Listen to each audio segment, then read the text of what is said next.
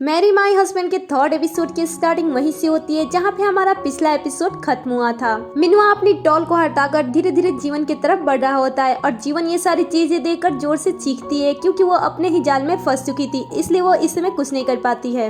But तभी doorbell की आवाज आती है और ये जीवन के लिए अच्छा मौका होता है, इसलिए वो दरवाजा खोलने के बहाने यहाँ से भाग चली जाती है। वो जब दरवाजा खोलती है तब उसके सामने एक डिलीवरी बॉय होता है जिसका नाम डॉनसिक होता है। वो वहाँ पे एक पार्सल लेकर आया था और वो जीवन को लेने के लिए कह रहा था, बट जीवन ने कुछ मंगाया ही नहीं था, इसलिए वो मना कर देती है और कहती है कि हमने कुछ नहीं मंगाया है। डॉनसिक कहता है कि ये कैसे हो सकता है, एड्रेस यहीं का है और इसीलिए मैं इसे लेकर यहाँ पे आया हूँ। जीवन इसे मना कर देती है। फिर वो मिनुआ से पूछती है कि क्या तुमने कुछ मंगाया है। मिनुआ भी इस बात को इनकार करता है और उसके बाद वो डॉनसिक के पास आकर उससे कहता है कि प्लीज ये सामान यहाँ से जल्दी लेकर जाओ। जैसे ही डॉनसिक कुरियर को लेकर यहाँ से बाहर जाता है, जिन्हों मिनुआ को धक्का देकर डोर बंद कर लेती है। मिनुआ जीवन के पास मैसेज करके दरवाजा खोलने की बात करती है, बट जीवन मना कर देती है और कहती है कि मैं इन सारी चीजों के लिए रेडी नहीं हूँ, मुझे कुछ और टाइम चाहिए। मिनुआ जीवन के इस हरकत पे गुस्सा होता है, बट वो उसे मैसेज करके कहता है कि जब तुम रेडी हो जाओ तभी हम ये सारी चीजें करेंगे, क्योंकि मैं तुम्हारे सोल से प्यार करता हूँ, ना कि तुम्हारी बॉडी से। और इतना कह के ये यहाँ से चला जाता है। तभी जीवन फिर से दरवाजा ओपन करती है और मिनुआ के शू को बाहर फेंक कर दरवाजा फिर से बंद कर लेती है। मिनुआ के चले जाने के बाद जीवन चैन की सांस लेती है, क्योंकि वो आज अपने ही प्लान में बहुत ही बुरी तरीके से फंसने वाली थी। बाहर हम उस डिलीवरी वाले को जियूक के साथ देखते हैं। एक्चुअली में ये जियूक का फ्रेंड था और ये सारी चीजें जियूक ने प्लान की थी ताकि जीवन बच सके। जब ये दोनों मिनुआ को बाहर आते हुए देखते हैं तब डॉनसिक जियूक से पूछता है कि आखिर तुमने मुझसे ये सारी चीजें क्यों कराई थी। जियूक उसे इस बात का रिप्लाई नहीं देता है, बल्कि वो उसे घूरने लगता है। ये देखकर डॉक्यूक समझ जाता है कि वो कुछ नहीं बताने वाला है। अब इसके बाद जैसे ही डॉनसिक अपने स्टोर पे काम करने के लिए वापस आता है, वहाँ पे उसका फ्रेंड उसे देखकर बहुत ही ज्यादा गुस्सा होता है और उस पे चीजें फेंक कर मारने लगता है और कहता है कि तुम इतनी देर से कहाँ चले गए थे। एक्चुअली में डॉक्सिक यहाँ से चला गया था, इसलिए सारी जिम्मेदारी इसी के ऊपर आ गई थी, इसलिए ये बहुत ही ज्यादा गुस्सा था। यहाँ पे डॉनसुक अपने फ्रेंड को सारी बातें बता देता है जो कुछ भी उसने किया था। तो उसका फ्रेंड उससे पूछता है कि आखिर तुमने जियूक से पूछा कि उसने ये सारी चीजें तुमसे क्यों कराई। डॉनसू कहता है कि मैंने उसे इस चीज के बारे में पूछा था, लेकिन उसने इसका जवाब नहीं दिया, बल्कि मुझे घूर कर देखने लगा, और इसका मतलब तुम जानते हो कि वो कुछ नहीं बताने वाला है। नेक्स्ट सीन में हम यूनहो को देखते हैं जो कि अपने काम पे होता है और अपना काम कर रहा होता है। तभी उसका मैनेजर उसके पास आता है और इसे कहता है कि क्या तुम इस वीकेंड फ्री हो। यूनहो मना करता है और कहता है कि नहीं, मैं इस वीकेंड फ्री नहीं हूँ। तो मैनेजर कहता है कि क्या तुम इस वीकेंड अपने गर्लफ्रेंड के साथ घूमने जा रहे हो। यूनहो मना करता है और कहता है कि नहीं, ऐसी कोई बात नहीं है, दरअसल मैं इस वीकेंड अपनी क्लास रियूनियन पार्टी में जाने वाला हूँ। ये सुनकर मैनेजर कहता है कि तुम्हारा तो कोई फ्रेंड नहीं है जो तुम्हारे साथ टच में रहता है, फिर तुम्हें ये बात कैसे पता। यहाँ पे यूनहो जियूक के बारे में सोचता है। जब जियूक इससे मिलने के लिए आया था तब उसने ये सारी बात उसे बताई थी। उसने अपना कार्ड दिया था और कहा था कि तुम्हें स्कूल रियूनियन पार्टी में आना है। यहाँ पे यूनहो इसके बात को थोड़ा गलत ले लेता है और अपने रिंग को दिखाते हुए कहता है कि मैं इंगेज्ड हूँ। जियूक इसके इस गलतफहमी को दूर करता है। यहाँ पे मैनेजर कहता है कि क्या तुम उस पार्टी में जाने वाले हो। अगर तुम वहाँ पे जाते हो तो तुम्हें तुम्हारी एक्स गर्लफ्रेंड जरूर मिलेगी। यहाँ पे यूनहो अपने पास्ट लाइफ के बारे में सोचता है। यहाँ पे हम यूनहो को जीवन और सुमिन के सामने देखते हैं। यहाँ पे यूनहो उनके तरफ देखकर कहता है कि मैं जिंदगी में तुमसे अब कभी बात नहीं करने वाला हूँ। अब यहाँ पे यूनहो इन दोनों में से किसके बारे में बात कर रहा था ये तो हमें कहानी में आगे चलकर पता चलेगा। नेक्स्ट सीन में हम देखते हैं कि जीवन आईने के सामने खड़ी होती है और वो डिसाइड करती है कि वो रियूनियन पार्टी में कौन सी ड्रेस पहनकर जाएगी। यहाँ पे सुमिन अपने ड्रेस के साथ मेकअप डिसाइड करती है, बट उस पर कोई भी मेकअप अच्छा नहीं लगता है। तभी उसके पास सुमिन का मैसेज आता है। मैसेज में उसने लिखा था कि कल रियूनियन पार्टी है, इसलिए तुम उसके बारे में भूल मत जाना और टाइम से वहाँ पे चली आना। यहाँ पे जीवन आईने के सामने खड़ी होती है और वो अपने आप से कह रही होती है कि मैं एक रात के अंदर अपने आप को सुंदर नहीं बना सकती हूँ। अब नेक्स्ट मॉर्निंग हो जाती है। नेक्स्ट मॉर्निंग में हम सुमिन को रेस्टोरेंट के बाहर देखते हैं। यहाँ पे वो फिर से जीवन के पास मैसेज करती है और कहती है कि टाइम से तुम यहाँ पे पहुँच जाना और बहुत ही ज्यादा प्रीटी बनकर आना। मैसेज करने के बाद सुमिन अपने आप से कहती है कि तुम एक रात में अपने आप को कभी भी सुंदर नहीं बना सकती हो और तुम कभी सुंदर हो भी नहीं सकती हो। और इसके बाद वो इतराते हुए अंदर चली जाती है। अब अंदर जाने के बाद सुमिन अपने सारे फ्रेंड से मिलती है और उनके सामने बहुत ही स्वीट एंड क्यूट बनने की कोशिश कर रही होती है। यहाँ पे सुमिन के फ्रेंड उसे देखकर बहुत ही खुश होते हैं और इसके बारे में बात करते हैं कि तुम तो बहुत ही ज्यादा सुंदर हो गई हो। जब से तुम उस बड़ी से कंपनी में जॉब कर रही हो तब से तुम्हारा स्टेटस भी पूरी तरीके से बदल चुका है। सुमिन यहाँ पे अपनी बड़ाई सुनकर बहुत ही ज्यादा खुश हो रही होती है और उसके बाद वो जीवन का यहाँ पे बात छेड़ देती है। उसके फ्रेंड उससे पूछते हैं कि क्या वो लड़की अभी भी तुम्हारे साथ चिपकी रहती है। तो सुमिन यहाँ पे बहुत ही भोली लड़की बनकर जीवन के बारे में बात करती है और कहती है कि जीवन बहुत ही ज्यादा ज्यादा अच्छी लड़की है, मैंने आज उसे यहाँ पे इन्वाइट भी किया हुआ है, तुम सब उसके साथ बहुत ही अच्छी तरीके से बिहेव करना। इसके बाद सुमिन बीती हुई बातों को ऊपर निकालती है और कहती है कि उसकी लाइफ इस समय अच्छी नहीं चल रही है। तुम सबको पता ही है ना कि मैंने अपनी कंपनी में उसको जॉब दिलाया था और मैं जिस लड़के से प्यार करती थी उसी लड़की पे उसे क्रश था। तो ये सुनकर उसकी फ्रेंड कहती है कि क्या उस लड़की ने अभी तक तुम्हारी चीजों को लेना नहीं छोड़ा है? वो तो बहुत ही ज्यादा अजीब है। अब यहाँ पे सुमन बहुत ही ज्यादा स्वीट बनने की कोशिश कर रही होती है। तभी उसके पास जीवन का कॉल आता है। जीवन उससे पूछती है कि तुम सब कहाँ हो? तो सुमिन बताती है कि मैं अंदर आ चुकी हूँ, तुम भी अंदर आ जाओ, तुम्हें रास्ता आसानी से मिल जाएगा। इसके बाद जीवन कहती है कि मैंने तुम्हें ढूंढ लिया। जैसे ये सारे लोग जीवन को देखते हैं वो उससे देखते ही रह जाते हैं क्योंकि जीवन यहाँ पे बहुत ही ज्यादा सुंदर लग रही थी। अब जीवन ने यहाँ पे अपना मेकओवर कैसे किया ये हमें फ्लैशबैक में दिखाया जाता है। हम देखते हैं कि उस रात जब जीवन बहुत ही सैड थी कि वो पार्टी में किस तरीके से जाए, तभी उसके पास यूंग का मैसेज आता है। यूंग ने मैसेज में कहा था कि तुम संडे को बिजी हो मैं जानती हूँ, लेकिन तुम सैटरडे को तो फ्री हो ना, इसलिए चलो हम उस दिन हैंग आउट करते हैं। जीवन उसकी बात मान लेती है और वो डिसाइड करती है कि वो उस टाइम अपना मेकओवर कर लेगी। अब नेक्स्ट दिन जब ये यून से मिलने के लिए जा रही होती है तब उसके पास मैसेज आता है कि उसका पैसा जो उसने इन्वेस्ट में लगाया था वो पैसा डबल हो चुका है। ये सुनकर तो जीवन बहुत ही ज्यादा खुश हो जाती है क्योंकि वो इन पैसों से अब अपना मेकओवर बहुत ही आसानी से कर सकती है और शॉपिंग भी कर सकती है। यहाँ से जब वो आगे जाती है तभी उसे वही इयररिंग दिखाई देती है जिसे सुमिन ने उसे गिफ्ट की थी। जब यहाँ पे वो ओरिजिनल वाली से अपनी डुप्लीकेट वाली इयररिंग मिलाती है तब उसे यहाँ पे पता चलता है कि इन दोनों में कितना ज्यादा फर्क है। और इसके बाद वो जियो की बातों को याद करके कहती है कि मुझे बॉस ने बचा लिया। मैं कितनी ज्यादा पागल थी जो सुमिन पे इतना ज्यादा बिलीव करती थी। अब यहाँ पे जीवन पास्ट की एक बात को याद करती है। यहाँ पे हम जीवन को देखते हैं जो कि बैठी होती है और सुमिन का इंतजार कर रही होती है। तभी वहाँ पे सुमिन आती है और लेट से आने की वजह से वो जीवन से सॉरी बोलती है। जीवन उसे माफ कर देती है और उसके बाद सुमिन उसे 2 हैट दिखाती है और कहती है कि मैंने हम दोनों के लिए ये खरीदा है। यहाँ पे वो अपना हैट पहन लेती है और इधर हम देखते हैं कि जीवन ने जो हैट पहनी थी वो बहुत ही बेकार थी क्योंकि वो डुप्लीकेट थी। इसके बाद सुमिन जीवन से कहती है कि मैंने तुमसे कैंडी मंगाई थी, क्या तुम लाई हो? बट जीवन तो कैंडी लाना भूल गई थी। तभी वहाँ पे मिनहुआ आ जाता है और वो सुमिन को कैंडी दे देता है। ये देख जीवन खुश हो जाती है क्योंकि वो ऐसा सोचती है कि मिनहुआ ने उसे बचा लिया। अब इसके बाद सुमिन और मिनहुआ आगे बढ़ते हैं और सारी चीजों को लेकर जिनहुआ पीछे से आती है। यहाँ पे हम साफ साफ देख ही सकते हैं कि सुमिन कभी भी जीवन को अपना फ्रेंड नहीं मानती थी। वो उसे अपने साथ रखती थी ताकि जीवन उसकी सारी काम फ्री में कर सके। जीवन इस बात को सोच रही होती है तभी वहाँ पे यूंग आ जाती है। यूंग को अचानक से देखकर जीवन घबरा जाती है और इसका इयररिंग हाथ से छूट जाता है। यूंग उस इयररिंग को अपने हाथ में लेती है और उसे तुरंत ही पता चल जाता है कि ये डुप्लीकेट है। वो कहती है ये तो नकली है। जीवन कहती है कि हाँ मुझे पता है, इसे मुझे सुमिन ने दिया था। इसके बाद यूंग अपना इयररिंग दिखाती है जिसे देखकर जीवन कहती है कि ये तो असली है, ये तो देखने ही से पता चलता है ये कितना ज्यादा शाइन कर रहा है। अब इसके बाद हम इन दोनों को रेस्टोरेंट में खाते हुए देखते हैं। यहाँ पे यून जीवन से कहती है कि तुमने मुझे एक बात बताई थी कि तुम एक बार बहुत ही ज्यादा ड्रिंक कर ली थी। तभी जीवन को याद आता है कि उसने एक बार बहुत ही ज्यादा ड्रिंक कर लिया था और उस समय वो एक लड़की के साथ थी और उसे ऐसा लगता है कि वो लड़का मिनहुआ था। यूंग यहाँ पे जीवन को कह रही होती है कि तुम्हें ज्यादा ड्रिंक नहीं करना चाहिए क्योंकि तुम्हें रियूनियन पार्टी में जाना है। तो जीवन कहती है कि मुझे ऐसा नहीं लगता है कि मुझे उस पार्टी में जाना चाहिए।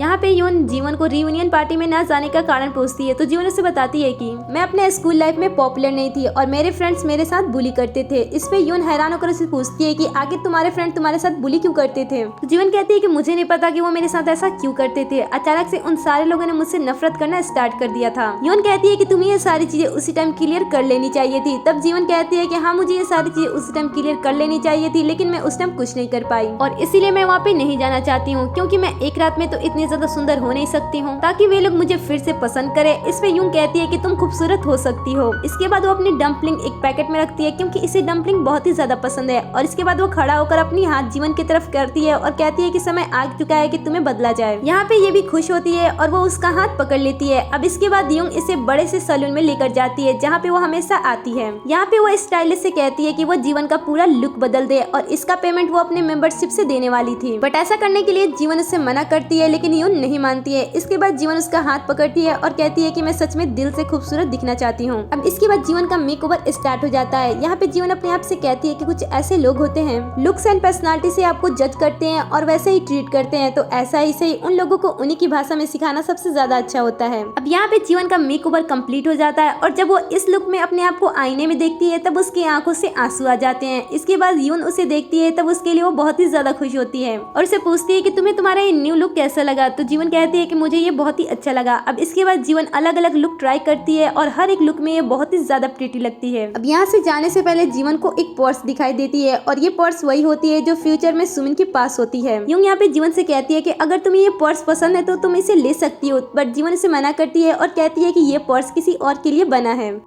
अब नेक्स्ट सीन में हम जीवन को सोते हुए देखते हैं। तभी उसे फ्यूचर में हुई उसकी एक्सीडेंट वाली बात याद आती है और इससे वो घबराकर नींद से बाहर आ जाती है। नींद से बाहर आने के बाद वो युंग की तरफ देखती है। युंग भी इस समय सो रही होती है और वो सोते सोते डम्पलिंग्स का ही नाम ले रही होती है, जिसे देखकर जीवन बहुत ही खुश होती है। बट तभी उसके पास उसके मैनेजर का मैसेज आता है, जिसमें उन्होंने लिखा था कि मुझे तुम्हारा प्रपोजल अच्छा लगा, लेकिन इनमें काफी सारी कमियां हैं, इसलिए अब सुमिन और एक और लड़की मिलकर इसकी सारी कमियों को दूर कर देंगे। इसलिए अच्छा होगा कि तुम्हारा ये आइडिया अब तुम उन्हें दे दो। ये सुनकर जीवन को बिल्कुल भी अच्छा नहीं लगता है। तभी उसके पास सुमिन कॉल करती है। सुमिन उसके पूरे दिन के बारे में उससे पूछती है और कहती है कि आज तुमने पूरे दिन में मेरे पास एक भी बार कॉल नहीं किया। तो जीवन उसे बताती है कि आज मैं पूरा दिन युंग के साथ ही थी, मैं उसके साथ डिनर की थी और उसी के साथ अपना पूरा टाइम स्पेंड भी किया था। सुनकर उससे बिल्कुल भी अच्छा नहीं लगता है। फिर वो जीवन से कहती है कि मैनेजर चाहते हैं कि तुम्हारे आइडिया पे मैं काम करूं, इसलिए अच्छा होगा कि तुम अपना आइडिया मुझे दे दो ताकि मैं इस पे काम करके फुल टाइम एम्प्लॉय बन सकूं। अब यहाँ पे जीवन पास्ट की एक बात को याद करती है कि ऐसे ही सुमिन ने मेरे आइडिया को चुराकर मैनेजर की पोस्ट हासिल कर ली थी, लेकिन वो इस बार डिसाइड करती है कि वो ऐसा इस बार बिल्कुल भी नहीं होने देने वाली है। वो पूरा हिम्मत जुटाकर सुमिन से बात करती है और कहती है कि मैं अपना आइडिया तुम्हें नहीं देने वाली हूँ।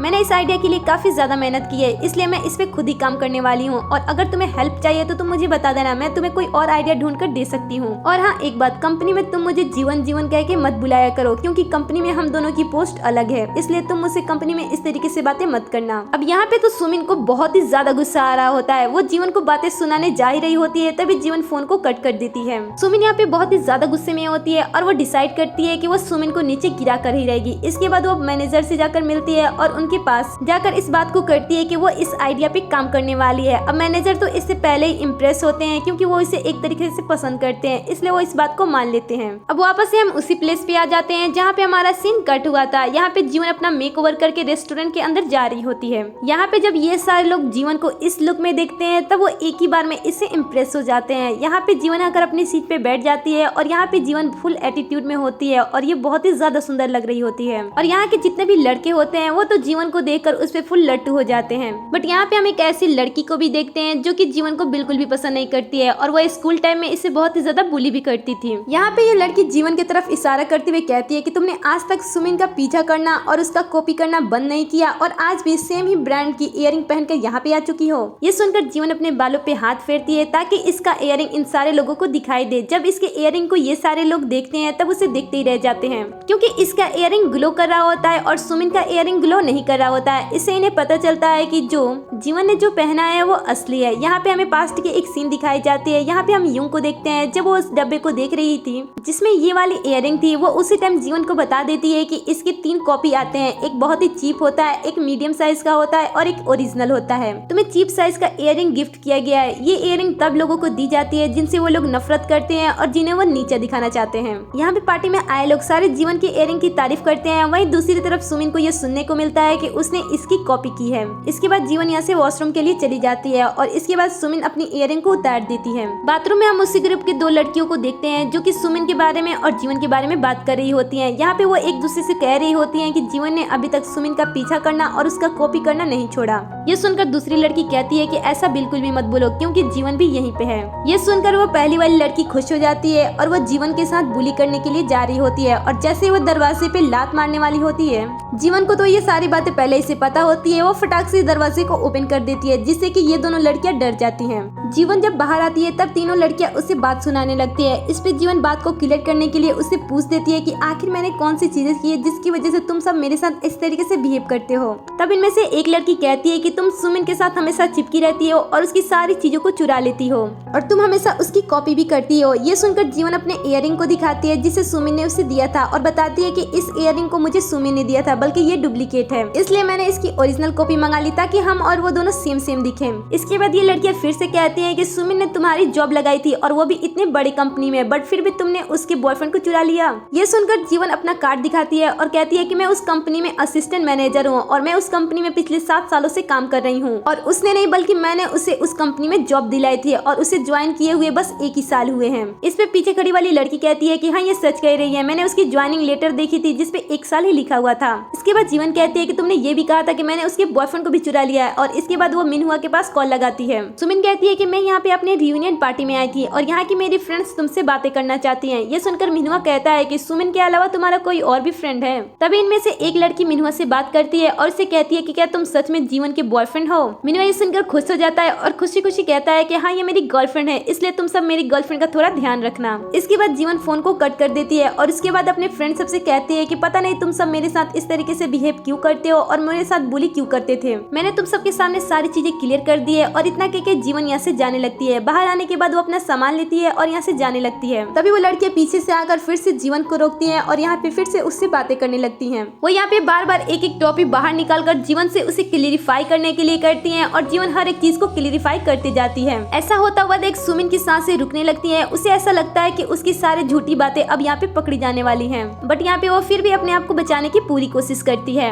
यहाँ पे ये लड़की जीवन से पूछती है कि तुमने स्कूल टाइम में सुमिन और यूनहो के बीच में नहीं आए थे और तुमने ये नहीं कहा था कि तुम ब्रेकअप कर लो। जीवन कहती है कि हाँ, मैंने इससे ब्रेकअप करने के लिए कहा था, लेकिन क्यों कहा था ये सुमिन से पूछो। सुमिन यहाँ पे इन सारे लोगों के सामने एम्बेरस होने की वजह से झूठ बोल रही होती है। बट तभी वहाँ पे यूनहो आ जाता है। फ्लैशबैक में हम देखते हैं कि जब जीयूक यूनहो से बात करने के लिए आया था, तब जीयूक ने यूनहो से कहा था कि उस रियूनियन पार्टी में जीवन भी जाने वाली है और अगर तुम वहाँ पे जाते हो तो उसकी थोड़ी सी हेल्प हो सकती है, इसलिए तुम वहाँ पे प्लीज चले जाना। यूनहो यहाँ पे आता है और वो सारे लोगों के सामने इस बात को क्लियर कर देता है कि उसने सुमिन के साथ कभी डेट नहीं किया था। और फिर वो जीवन से मिलता है। वो उसे देखकर बहुत ही ज्यादा खुश होता है क्योंकि ये दोनों एक दूसरे से काफी समय बाद मिल रहे थे, लेकिन जीवन उसे देखकर घबरा रही थी। दूसरी तरफ हम जीयूक और उसके ग्रैंडफादर को एक साथ डिनर करते हुए देखते हैं। यहाँ पे उसके ग्रैंडफादर उस पर बहुत ही ज्यादा गुस्से होते हैं और उसे बातें सुना रहे होते हैं। एक्चुअली में उसके ग्रैंडफादर चाहते थे कि जीयूक सारी चीजें बहुत ही जल्दी सीख ले और वो कंपनी को संभाल ले और वो कंपनी के सीईओ भी बन जाए, लेकिन जीयूक ऐसा बिल्कुल भी नहीं चाहता था। उसने बाहर से अपनी पढ़ाई की थी और वो बाहर जाकर ही कुछ करना चाहता था।